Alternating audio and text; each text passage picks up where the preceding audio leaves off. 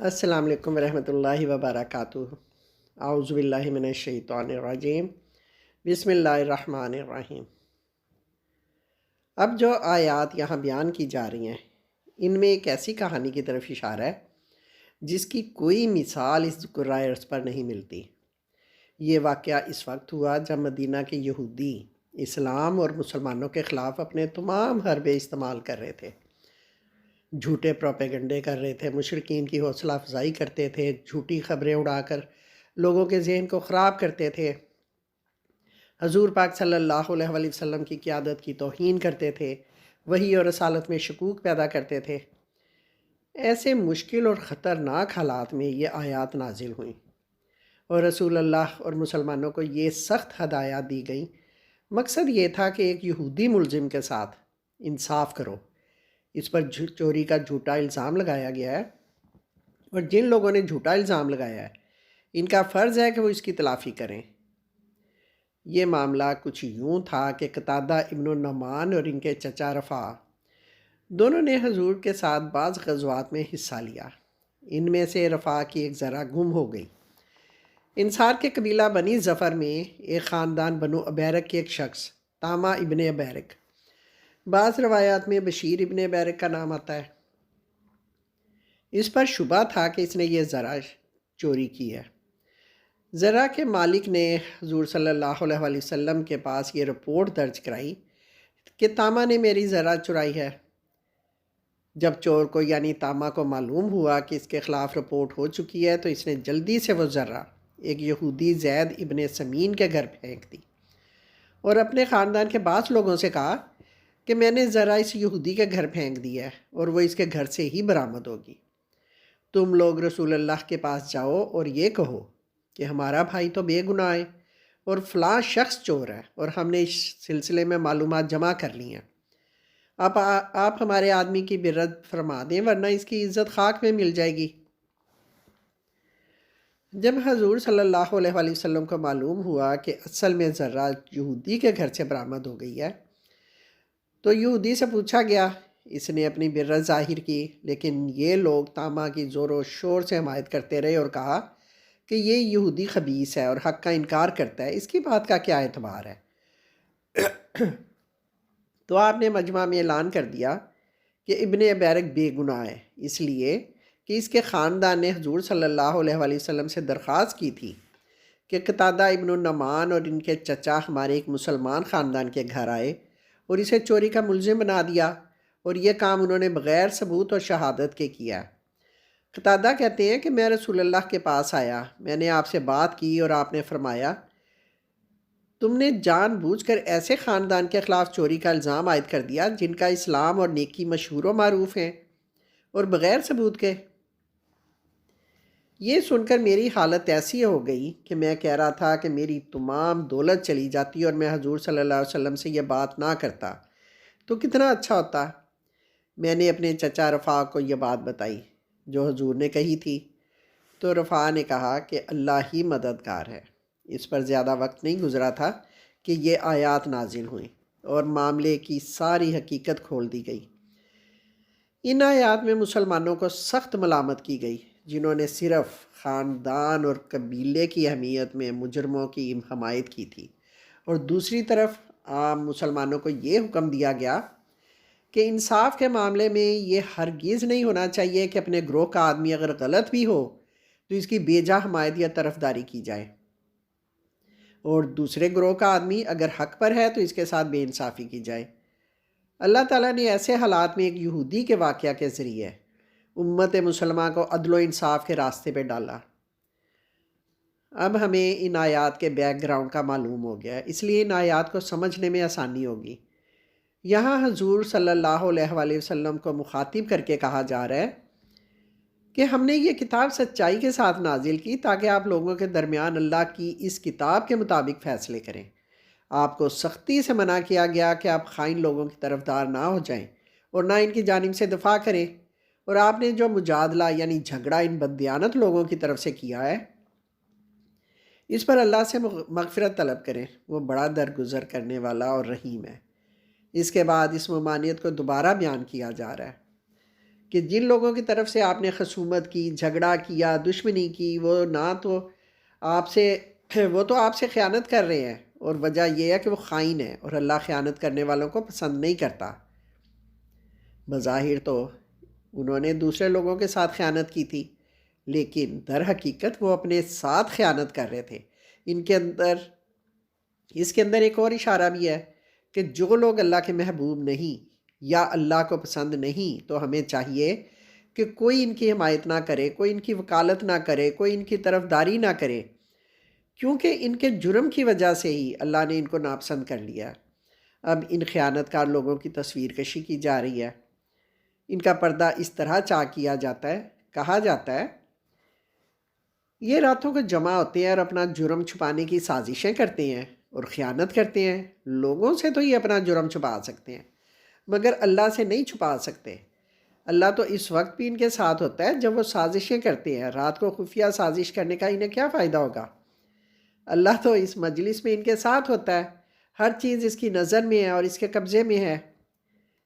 پھر نہایت غصے سے، غضب سے کہا جا رہا ہے کہ ہاں، تم لوگوں نے ان مجرموں کی طرف سے دنیا کی زندگی میں تو جھگڑا کر لیا، مگر قیامت کے روز ان کے لیے اللہ سے کون جھگڑا کرے گا؟ آخر وہاں کون ان کا وکیل ہوگا؟ قیامت کے دن تو ان کا کوئی وکیل اور مجادل نہیں ہوگا۔ اگر وہ دنیا میں وکالت کے ذریعے بچ بھی گئے تو کیا فائدہ ہوا؟ اس بھاری دن سے تو وہ ہرگز نہیں بچ سکیں گے۔ اب خیانت کرنے اور ان کے حامیوں اور وکیلوں کی مذمت کرنے کے بعد اس برے فعل کے بارے میں اور اس کے نتائج کے بارے میں بات کی جاتی ہے۔ اس کا حساب کتاب آخرت میں کیا ہوگا، اس کی عمومی سزا کیا ہونا چاہیے، اور اللہ تعالیٰ ایسے مجرموں کے ساتھ کیا معاملہ فرماتے ہیں۔ اب یہ 3 آیات 110 سے 112 تک وہ قواعد اور کلیے وضع کرتی ہیں جن کے مطابق اللہ اپنے بندوں کے ساتھ سلوک اور انصاف کرے گا۔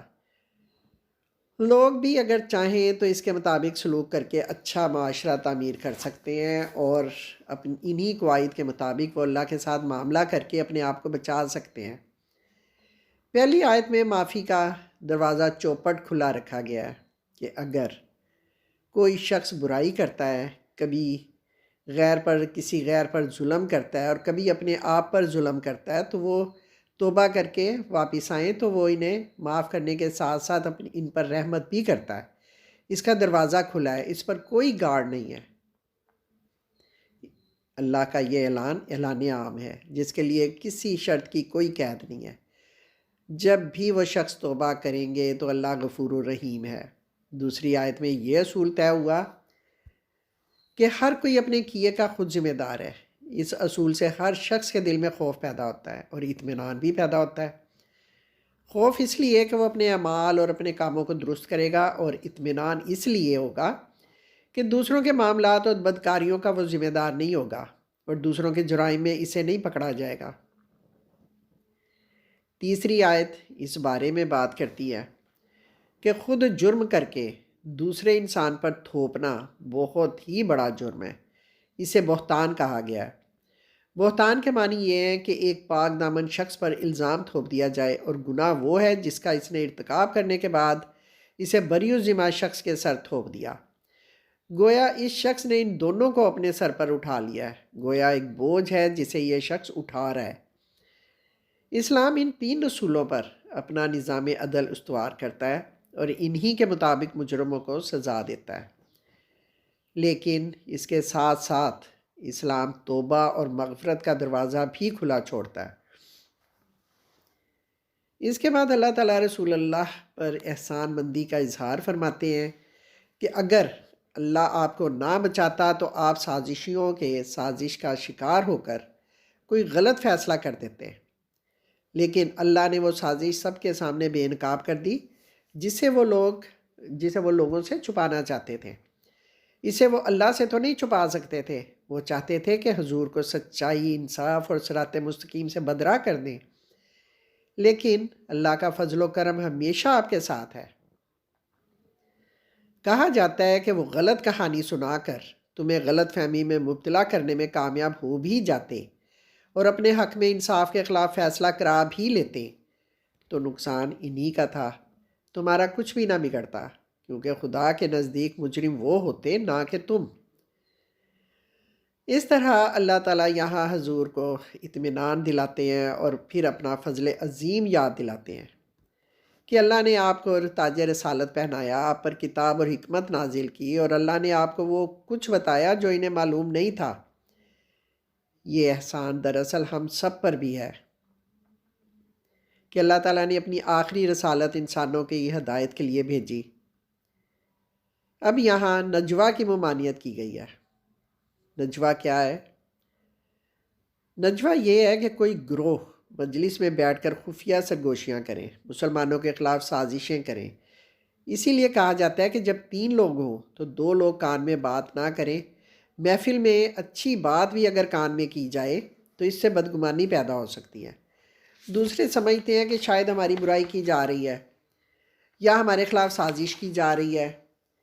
اس میں عموماً بھلائی نہیں ہوتی، اور اس زمانے میں یہ لوگ عموماً منافقین ہی ہوا کرتے تھے جو ایسا کرتے تھے۔ یہاں قرآن پاک نے نجوہ کی ایک شکل کو جائز رکھا، مثلاً 2 اچھے اور نیک آدمی جمع اور ایک دوسرے کے ساتھ مشورہ کریں کہ کیا فلاں شخصی مدد کے لیے یا فلاں کام میں روپیہ خرچ کرنا چاہیے، یا یہ کہ فلاں اور فلاں کے درمیان اختلاف پیدا ہو گئے ہیں، آئیے ان کے درمیان مصالحت کرا دیں۔ ان کا مقصد صرف معروف اور بھلائی کا کام ہو، یعنی ان کا مقصد یہ نہ ہو کہ یہ کام کر کے لوگوں میں مشہور ہو جائیں اور لوگ کہیں کہ یہ تو بہت ہی اچھے لوگ ہیں کہ صدقہ خیرات کے لیے لوگوں کو آمادہ کرتے ہیں اور لوگوں کے درمیان اصلاح کا کام کرتے ہیں۔ یہ کام وہ صرف اللہ کی رضا کے لیے کریں گے تو اللہ تعالیٰ انہیں اس کا بہت اچھا اجر دیں گے۔ اب ان آیات میں یہ کہا گیا ہے کہ بشیر ابن بیرک مرتد ہو گیا۔ ہم نے ابھی یہودی والا واقعہ پڑھا ہے، جب وحی الہی کی بنا پر حضور نے اس خائن مسلمان طامہ یا بشیر ابن بیرک اور بے گناہ یہودی زید بن سمین کا حق میں فیصلہ صادر فرمایا تو وہ مشرکین مکہ کے ساتھ مل گیا اور کھلا مخالفت کرنے لگا۔ اس آیت میں اس کی اس حرکت کی طرف اشارہ ہے، حالانکہ اس پر راہ راست اور حق واضح ہو چکا تھا، پھر بھی اس نے ایمان کی راہ کو چھوڑ کر دوسری راہ یعنی گمراہی کو اپنا لیا، تو اللہ تعالیٰ اسے اس گمراہی کی طرف موڑ دیتے ہیں جس طرف مڑ جاتا ہے۔ پھر اسے اللہ کفار کے حوالے کر دیتا ہے، وہ مشرکین کا ساتھی ہو جاتا ہے، اور اب وہ عذاب الہی کا حقدار بن گیا، جس کا اللہ نے اعلان کیا ہے کہ ہم اسے جہنم میں جھونکیں گے، جو کہ بہت ہی بری جگہ ہے۔ اس برے انجام کی دلیل یہ دی جاتی ہے کہ اللہ کی مغفرت ہر گناہ کو اپنی لپیٹ میں لے سکتی ہے، مگر شرک ایک ایسا گناہ ہے جس کے لیے ہرگز معافی نہیں ہے۔ اللہ کے ہاں بس شرک ہی کی بخشش نہیں ہے، اس کے سوا اور سب کچھ معاف ہو سکتا ہے جسے وہ معاف کرنا چاہے۔ جس نے اللہ کے ساتھ کسی کو شریک ٹھہرایا تو وہ گمراہی میں بہت دور نکل جاتا ہے۔ شرک کے معنی ہی یہ ہے کہ اللہ کے ساتھ دوسرے الہوں کو شریک کیا جائے، جس طرح عرب دور میں جاہلیت میں کیا کرتے تھے۔ جس طرح یہود و نصارہ کے شرک کے بارے میں قرآن کریم نے کہا ہے کہ انہوں نے احبار اور رہبان کو اللہ کے سوا اللہ بنا رکھا ہے۔ وہ صرف ان کی عبادت ہی نہیں کرتے بلکہ وہ احبار اور رہبان کو قانون سازی کا حق دیتے تھے۔ یہ لوگ ان کے لیے حرام اور حلال کا تعین بھی کرتے تھے۔ سوال یہ ہے کہ شرک کو اس قدر عظیم جرم کیوں قرار دیا گیا کہ وہ ناقابل معافی ہے؟ اصل حقیقت یہ ہے کہ جو شخص شرک کرتا ہے وہ خیر اور بھلائی کے دائرے سے ہی نکل جاتا ہے اور اس کی فطرت ہی بگڑ جاتی ہے اور اس کی اصلاح کی کوئی امید باقی نہیں رہتی، اور ان کا انجام بہت ہی برا ہے۔ یا اللہ، ہم تیرے قصوروار بندے ہیں، خطاوار بندے ہیں۔ اے اللہ، تو ہماری خطاؤں کو، ہمارے گناہوں کو معاف فرما دے اور ہم پر اپنی رحمتوں کے دروازے کھول دے۔ آمین ثم آمین، فی امان اللہ۔